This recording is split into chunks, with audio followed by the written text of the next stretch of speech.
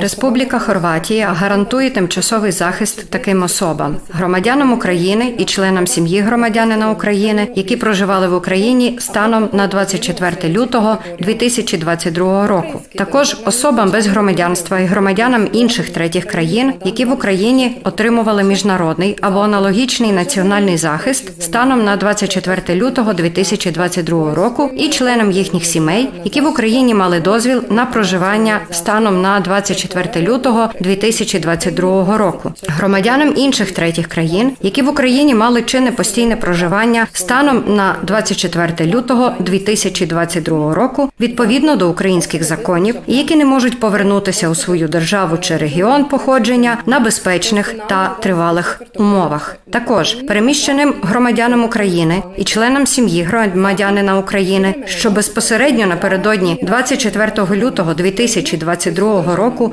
виїхали з території України через небезпеку та у зв'язку зі збройним конфліктом не можуть повернутися до України. А не можуть се вратити у Україну због сигурносних разлога. Якщо ви належите до однієї з цих категорій, ви можете подати заяву на отримання тимчасового статусу. І незабаром ви отримаєте посвідчення, ідентифікаційну картку іноземця, якому надано тимчасовий захист. Посвідчення вважається дозволом на проживання в Республіці Хорватія і підтверджує статус іноземця під тимчасовим захистом. Завжди носіть її з собою, оскільки вона підтверджує, що ви легально проживаєте в Хорватії і дає вам змогу реалізувати гарантовані права. Якщо у вас немає достатньо коштів на приватне проживання, Республіка Хорватія надає безкоштовне проживання та харчування усім, хто цього потребує у закладах колективного проживання. Як особа, яка перебуває під тимчасовим захистом, ви маєте право на проживання на час дії тимчасового захисту, посвідчення іноземця, якому надано тимчасовий захист, який вважається дозволом на проживання, роботу без дозволу на проживання та роботу без довідки про роботу, визнання іноземних кваліфікацій вищої та середньої освіти з метою працевлаштування, право на охорону здоров'я, медичне обслуговування, основні засоби для життя та проживання, соціальний захист, початкову та середню освіту, банківський рахунок, возз'єднання сім'ї, інформацію про права та обов'язки.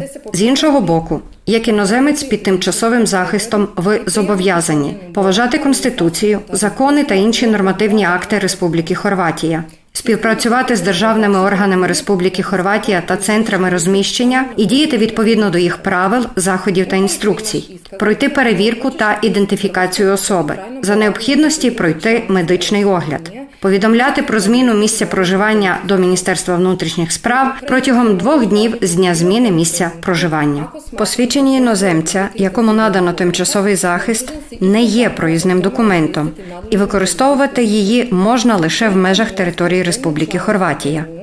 Якщо у вас є посвідчення іноземця, якому надано тимчасовий захист, але ви вирішили виїхати з Хорватії з метою проживання в іншій державі, члені ЄС, вам необхідно повідомити відповідне відділення поліції чи дільницю поліції, в якому ви зареєстрували адресу свого проживання.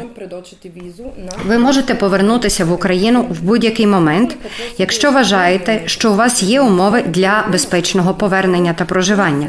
Проте ви повинні повідомити про повернення в Україну відповідне відділення чи дільницю поліції, в якому ви зареєстрували адресу свого проживання. При в'їзді в країну ЄС, яка входить до Шенгенської зони, ваші документи, як правило, перевірятимуть на прикордонних пунктах перетину кордону. Після перевірки документів на в'їзді в країну Євросоюзу, яка входить до Шенгенської зони, ви можете переміщатися в цій зоні протягом 90 днів у період, що триває 180 днів. Якщо у вас є біометричний проїзний документ, паспорт, ви можете в'їхати без візи. Якщо ви маєте небіометричний паспорт або не маєте паспорта, зверніться до дипломатичного представництва країни, куди ви хочете поїхати, щоб отримати інформацію про можливість в'їзду в цю країну та видачу проїзного документа. Долазка у ту землю та izdavanja putne isprave.